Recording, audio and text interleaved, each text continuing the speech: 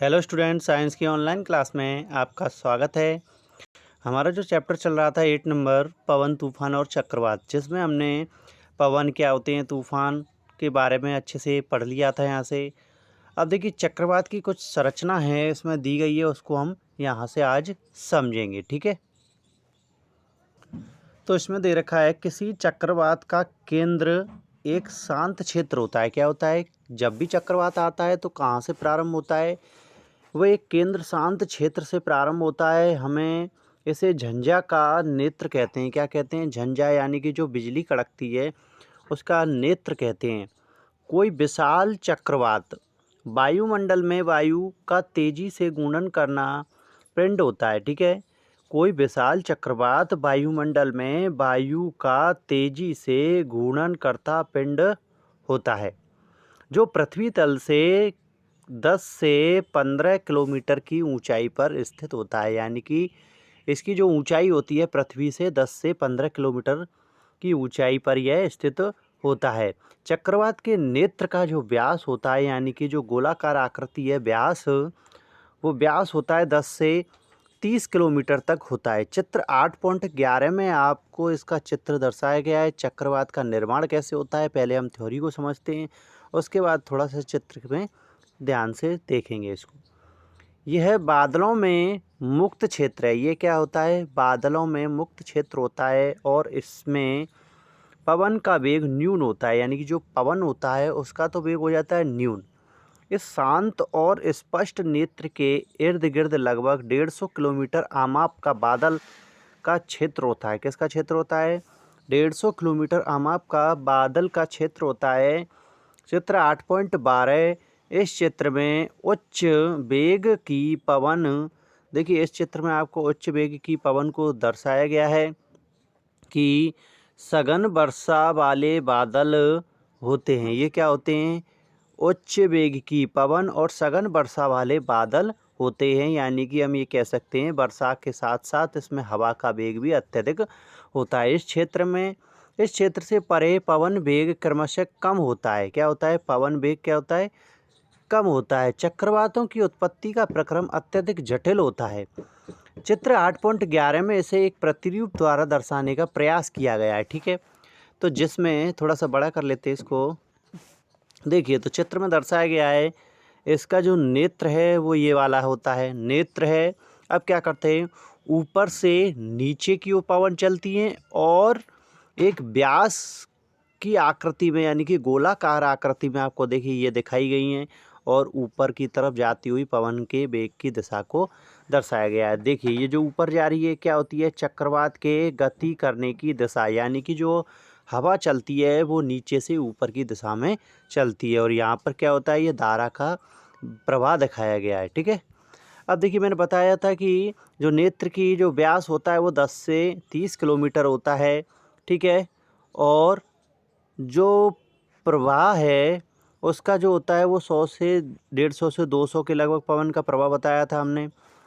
और जो ऊंचाई है चक्रवात की, मैंने क्या बताई थी, 15 से 20 किलोमीटर तक होती है पृथ्वी से, या हम कह सकते हैं भूमि से। अब देखिए इसमें क्या दे रखा है, ऊपर उठती हुई वायु। अब देखिए ऊपर जो वायु उठ रही है इसके बारे में बताया गया है। नीचे जाती व्यास जो बनाया गया है 10 से 30 किलोमीटर का, उसमें तो जो वायु होती है ऊपर की तरफ उठती है, लेकिन जो नेत्र होता है उसमें जो वायु होती है वो नीचे की ओर जाती है।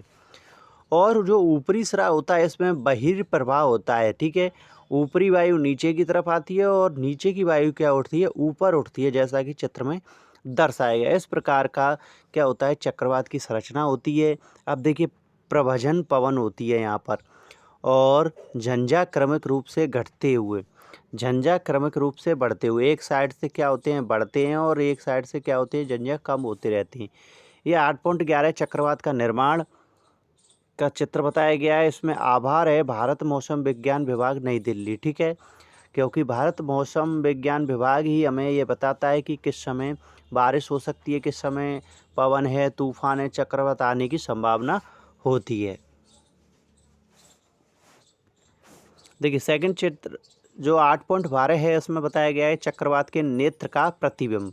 जो बीच यहाँ पर नेत्र दिखाया गया है, इस नेत्र का ये जो होता है ये प्रतिबिंब दिखाया गया है। ठीक है, इसको भी हम भारत मौसम विज्ञान विभाग के द्वारा ही जान सकते हैं।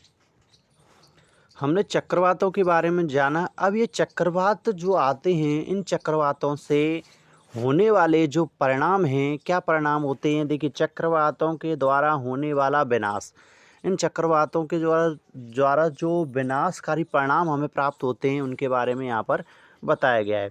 चक्रवात काफ़ी विनाशकारी हो सकते हैं। तेज पवन समुद्र के जल को तटों की ओर धकेलती है। क्या करती है? जब तेज पवन समुद्र में चलती है तो समुद्र से उठने वाली जो लहरें हैं, तेज पवन है, वो समुद्र के जो तटीय क्षेत्र होते हैं उनकी ओर उस लहरों को क्या करती है? धकेलती है। भले ही चक्रवात तट से सैकड़ों किलोमीटर दूर हों, यानी कि समुद्र से जो तट होते हैं उन तट से काफ़ी किलोमीटर दूर ही चक्रवात क्यों ना आए, फिर भी वह कहाँ पर जाती है? उसकी जो वेग का जो प्रवाह है वो तटों की ओर आ जाता है। ये चक्रवात के आगमन के पूर्व संकेत होते हैं। पवन द्वारा उत्पन्न होने वाली जल की लहरें, पवन के द्वारा उत्पन्न होने वाली जल की लहरें इतनी शक्तिशाली होती हैं कि उनके आघात से कोई भी व्यक्ति बच नहीं सकता। तो आपको देखिए विनाशकारी परिणाम यहाँ पर प्राप्त हुए थे। जैसे ही वो लहरें चलती हैं तो लहरों से क्या होता है? इतनी शक्तिशाली होती हैं लहरें कि यदि व्यक्ति उनके संपर्क में आ जाता है तो वो व्यक्ति की भी क्या हो जाती है? मृत्यु हो जाती है, वह बच नहीं सकता है। चक्रवात के नेत्र में निम्न दाब के कारण उसके केंद्र में जल सतह उच्च स्तर तक उठ जाता है। इसमें बताया गया है कि जो चक्रवात का जो नेत्र बिंदु होता है, उस नेत्र बिंदु में कम दाब होता है, निम्न दाब होता है, जिसके कारण जो पवन है वो जल को क्या करती हैं? जल की सतह से उच्च स्तर तक उठा देती हैं। उठता जल 3 से 12 मीटर की ऊंचाई तक उठ जा सकता है। चित्र 8.13 ऐसा लगता है कि मानो जल की दीवार तट की ओर बढ़ती आ रही हैं। कहाँ पर आ रही हैं? जो जल की दीवार है वो तट की ओर बढ़ती आ रही हैं। इसके परिणाम स्वरूप समुद्र का पानी कम ऊंचाई पर स्थित तटीय क्षेत्रों में प्रवेश कर जाता है, जिससे जीवन और संपत्ति की गंभीर हानि होती है। क्या होती है? गंभीर हानि होती है। यह पानी मृदा की उर्वरता को भी कम कर देता है। ठीक है, और जानते हैं इसमें क्या दे रखा है? चक्रवात के तट को पार करते समय होने वाली लगातार वर्षा बाढ़ की स्थिति और भयावह बना देती है। ठीक है, चक्रवात के तट को जैसे ही चक्रवात तट पर आता है, तट के समय होने वाली जो लगातार वर्षा और होती है, जिसके कारण क्या होता है कि जो तटीय स्थिति होती है, समुद्र की जो स्थिति होती है वह भयावह हो जाती है, यानी कि बहुत ही भयंकर हो जाती है। अब देखिए चित्र 8.13 में चक्रवात के कारण समुद्र में जल की ऊपर उठती विशाल लहरें दर्शाई गई हैं। इसमें आभार होता है भारत मौसम विज्ञान विभाग का, जो हमें ये पहले ही सूचना दे देता है कि चक्रवात आने वाला है, उसकी पूर्व ही हमें सूचना प्राप्त हो जाती है। अब देखिए इसमें कुछ चक्रवातों के बारे में बताया गया है। कौन से चक्रवात थे, उनके कुछ नाम दिए गए हैं, उनके आधार पर उन्होंने क्या विनाशकारी प्रभाव उत्पन्न हुए थे, उनको जान लेते हैं। चक्रवात को विश्व के विभिन्न भागों में भिन्न भिन्न नाम से जाना जाता है, यानी चक्रवात के भी कुछ नाम दिए गए हैं। अमेरिकी महाद्वीप में से हरिकेन कहते हैं। फिलीपींस और जापान में यह टाइफून कहलाता है। यानी कि जो चक्रवात आए थे उनके नाम हैं अमेरिकी महाद्वीप में हरिकेन, फिलीपींस और जापान में टाइफून कहलाता है। चित्र 8.14 में देखिए आपको दर्शाया गया है भूमध्य रेखा के आसपास के वे क्षेत्र जहां चक्रवात निर्मित होते हैं। चक्रवात सर्वव्यापी परिघटना है। सर्वव्यापी का मतलब कभी भी घटना हो सकती है। ठीक है, सर्वव्यापी है, सभी जगह हो सकती है। अब देखिए इसमें भूमध्य रेखा ये होती है, मैंने 0 डिग्री अक्षांश रेखा यहाँ पर बताई थी आपको पहले भी डायग्राम में, पृथ्वी ग्लोब पर। अब देखिए इसमें टाइफून जो होता है, देखिए चक्रवात है, इधर उठ रहा है दक्षिणी प्रशांत महासागर से और उत्तरी अटलांटिक महासागर, हिंद महासागर, चक्रवात। ये चक्रवात कहाँ उठता है? भूमध्य रेखा के आसपास के भाग में यहाँ पर उठता है। आगे जानते हैं क्या दे रखा है इसमें। किसी टॉर्नेडो का व्यास 1 मीटर। टॉर्नेडो ये भी क्या होता है, एक चक्रवाती ही है, इसका नाम है चक्रवात का टॉर्नेडो। टॉर्नेडो का व्यास 1 मीटर जितना कम अथवा 1 किलोमीटर अथवा उससे भी अधिक हो सकता है। टॉर्नेडो की कीप जैसी संरचना उसके आधार के आसपास की धूल, पत्थर, कंकड़, कचरे और अन्य छोटी बड़ी वस्तुओं को अपने अंदर खींच लेती है। टॉर्नेडो क्या होता है कि ये एक पवन चलती है, जिसमें पवन क्या करती है, पृथ्वी से या भूमि से ऊंचाई पर उठती है। जैसे कि चक्रवात में वो जल में होता है, ये भूमि पर भी हो सकता है, जल में भी हो सकता है। ठीक है। निम्न दाब के कारण भी इसमें क्या होता है, फिर उन्हें अपने शीर्ष के निकट बाहर की ओर धकेल कर फेंक देती है।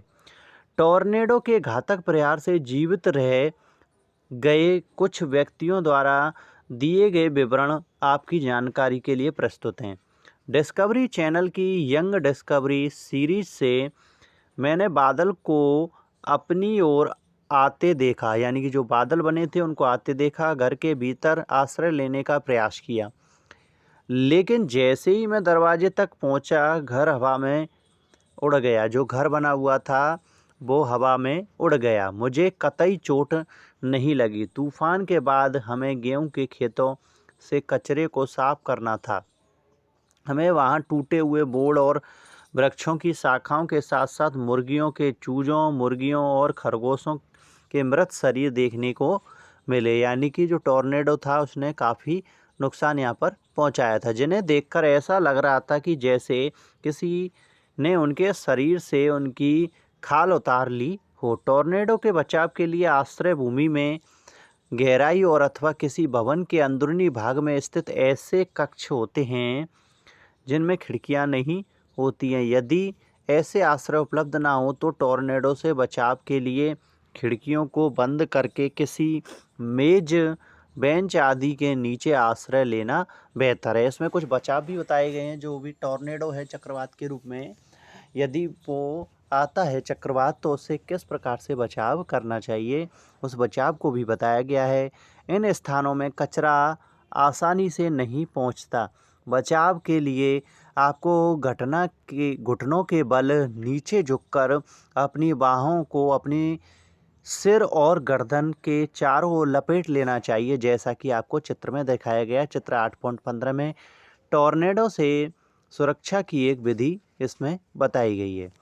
आगे देखते हैं और क्या दे रखा है इसमें। चक्रवात अपने साथ अति उच्च वेग की पवन लाते हैं। चक्रवात क्या लाते हैं, अपने साथ उच्च वेग की पवन लाते हैं, जो घरों, दूरभाष और अन्य संचार प्रणालियों, वृक्षों आदि को क्षति पहुंचा सकती है, जिससे जीवन और संपत्ति की अत्यधिक हानि होती है। टॉर्नेडो हमारे देश में टॉर्नेडो अधिक नहीं आते। टॉर्नेडो गहरे रंग के कीपाकार बादल होते हैं। क्या होते हैं टॉर्नेडो? गहरे रंग के कीपाकार बादल होते हैं। इनकी कीप जैसी संरचना आकाश से पृथ्वी तल की ओर आती हुई प्रतीत होती है। चित्र 8.16 में इसको दर्शाया गया है। अभी देखेंगे इसको।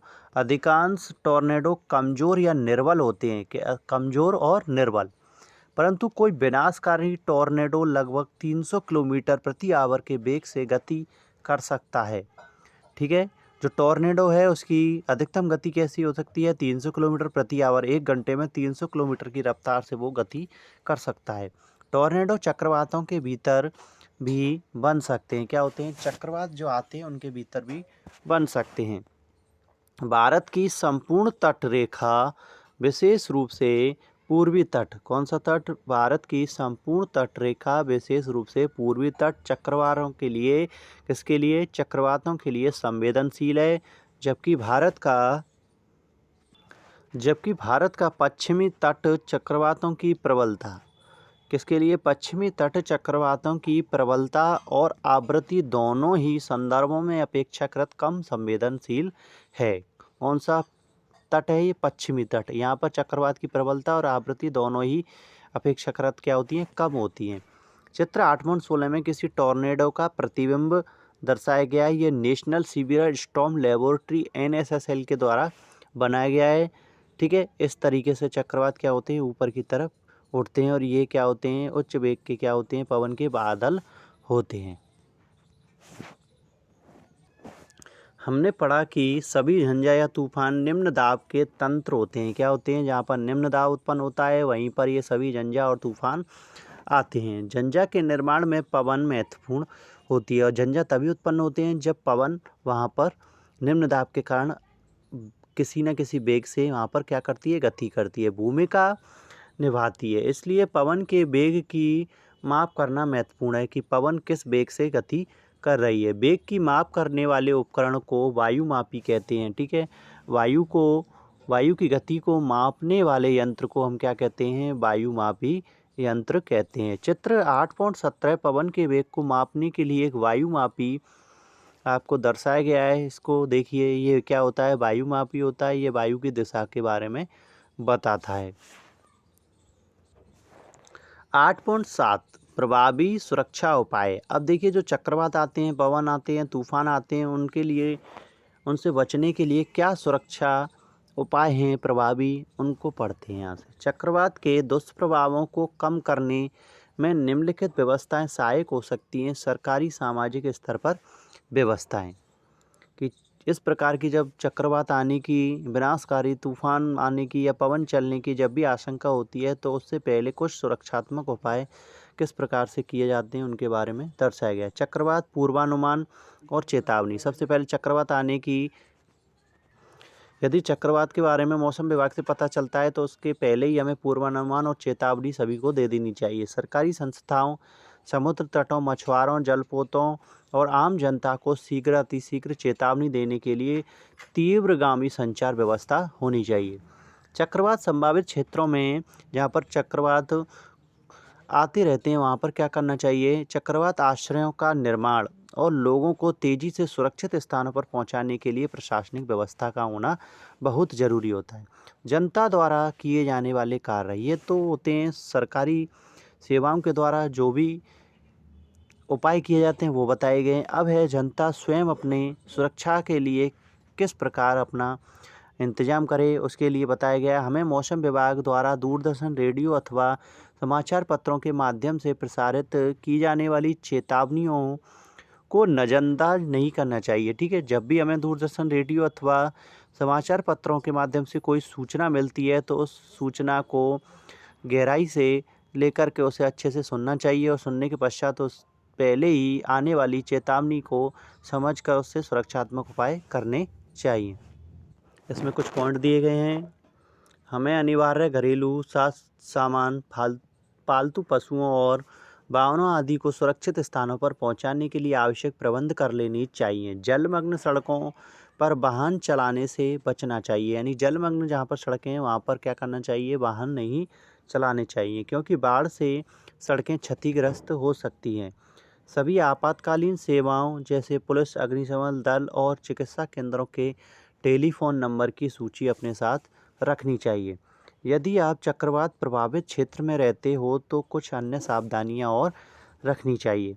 ऐसे जल का पीने के लिए उपयोग ना करें जो संदूषित हो सकता है, जो गंदा हो चुका है। आपात स्थिति के लिए पेयजल का संग्रहण करें, यानी कि पहले से ही उसका क्या करें, एकत्रित करके रखें उसको। गीले स्विच और खंभों से टूटकर गिर गए बिजली के तारों को ना छुएं। महज मनोरंजन के लिए बाढ़ अथवा चक्रवात प्रभावित क्षेत्र का भ्रमण करने बाहर ना निकलें। बचाव दल पर अनावश्यक मांगों की आपूर्ति के लिए दबाव ना डालें। अपने पड़ोसियों और मित्रों को यथासंभव सहयोग और सहायता प्रदान करें।